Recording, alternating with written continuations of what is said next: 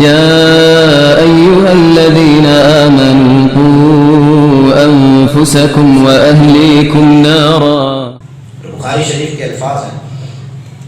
کریم آقا علیہ الصلوۃ والسلام نے ارشاد فرمایا ما نحل والد افضل من ادب حسن، کہ اللہ تبارک و تعالیٰ نے یہ دین کیسا بنایا ہے.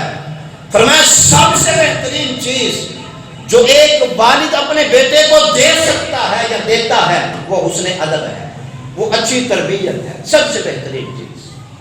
کسی پلازے کا نام نہیں لیا، پلاٹ کا نام نہیں لیا، گھر مکان کا نام نہیں لیا، یہاں پہ اچھی گاڑی کا نام نہیں لیا، اور یہاں پہ تعلیم کا نام بھی نہیں لیا. من ادب حسن، فرمایا جو سب سے بہترین چیز ایک والد اپنے بیٹے کو دے سکتا ہے وہ تربیت ہے، وہ ادب ہے، وہ حسن تعلیم ہے، وہ حسن معاشرت ہے.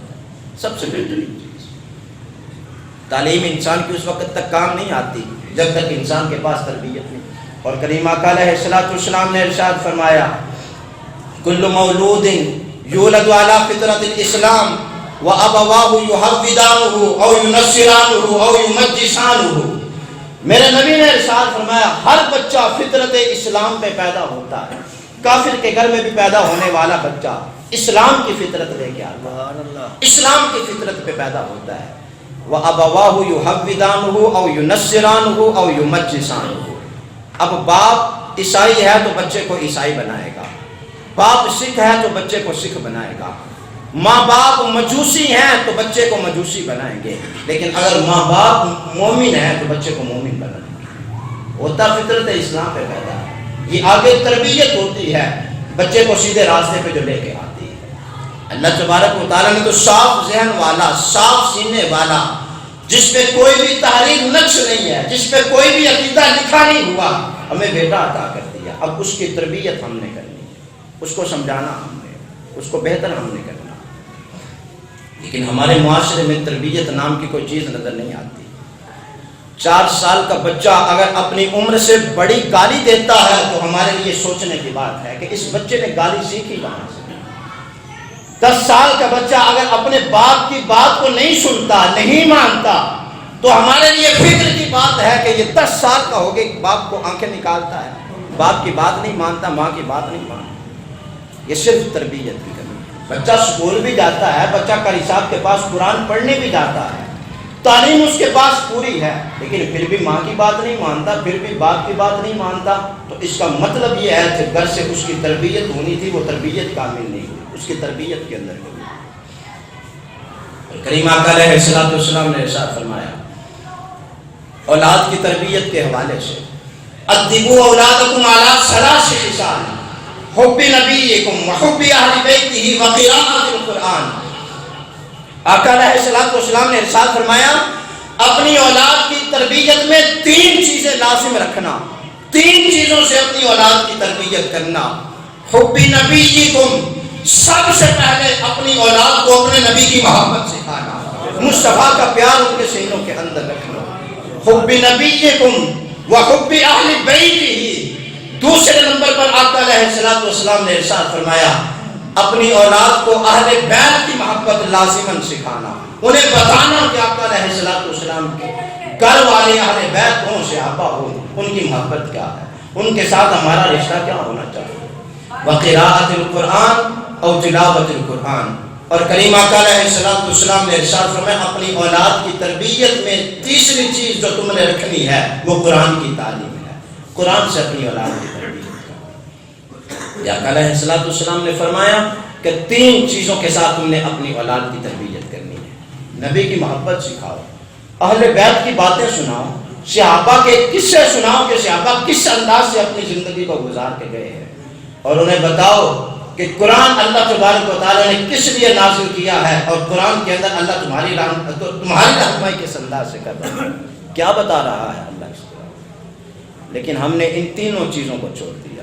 نہ محبت رسول سینوں میں رہی جس طرح ہونی چاہیے تھی، نہ محبت اہل بیت اور صحابہ ہمارے دلوں میں رہی جس طرح ہونی چاہیے تھی، اور نہ قرآن ہمارے سینوں میں رہا جس طرح ہونا چاہیے.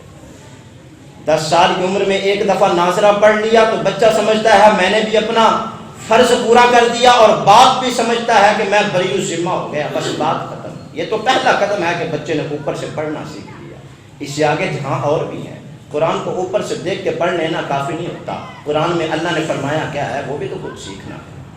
ایک دو دفعہ ناظرہ پڑھ لینا ہم سمجھتے ہیں کہ ہم نے حق ادا کیا. ساری زندگی بھی عمل کرتے رہے تو قرآن کا حق ادا نہیں ہوتا. ہم نے ان تینوں چیزوں کو چھوڑ دیا. ہمارے بچوں کو دیکھ لیں, موبائل ان کے پاس, اسمارٹ فون ان کے پاس آ گیا, انٹرنیٹ کا انلمیٹڈ پیکج ان کے پاس ہے, دنیا کی ہر ویب سائٹ کھولنے کی اجازت ان کو دے دی گئی, سارا کچھ ان کے ہاتھوں میں ہے. جو دنیا کے جس ملک کی مرضی اور جون سی مرضی ویب سائٹ کو اوپن کر لیں.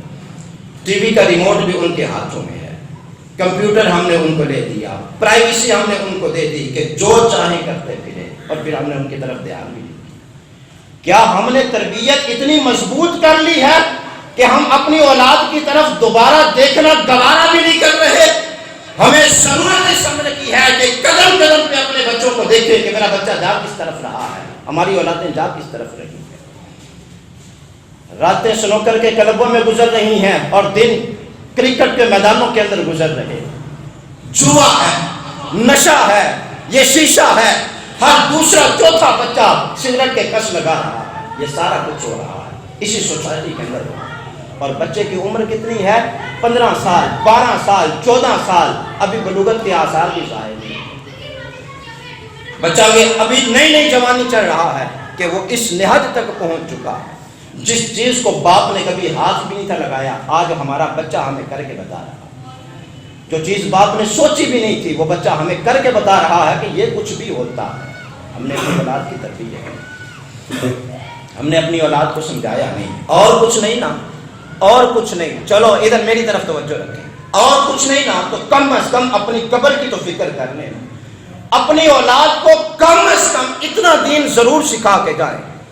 اپنی اولاد کو کم از کم اتنا دین ضرور سکھا کے جائیں.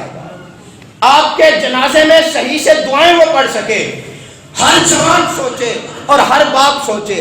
باپ سوچے کہ میں نے اپنے بچے کو کیا سکھایا, اور جوان سیکھے, سمجھے, سوچے کہ میں نے کیا سیکھا. اگر ہم نے اپنے بچوں کو جنازے کی دعائیں بھی نہیں سکھائیں, بچہ پھر سے قاری صاحب کا انتظار کر رہا ہے, آئے میرے والد کے لیے دعائیں مغفرت کرے, تو ایسی تربیت کے پھر کیا کہیں.